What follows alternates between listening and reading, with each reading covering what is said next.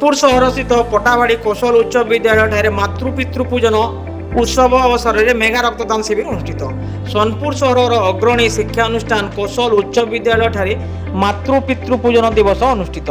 लोके प्रेमर दिवस Valentine day मनाउथिबा बेले आम भारत संस्कृति परंपरा को बजाय रखी कौशल स्कूल छात्र छात्री माने मातृपितृ पूजन करिथिबा देखिबाकू मिलिथिला।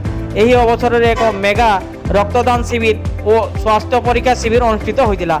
मुख्य अतिथि भाव सुवर्णपुर डॉक्टर संपत कुमार जेना उपस्थित थिबा बेले स्वतंत्र अतिथि रूपे सुवर्णपुर आरक्षी अधीक्षक श्री नारायण नायक, सम्मानित अतिथि भाव आईनजीवी प्रदीप पुरोहित एवं समाजसेवी श्री वर्ष मल्लिक प्रमुख मंचासीन थिले।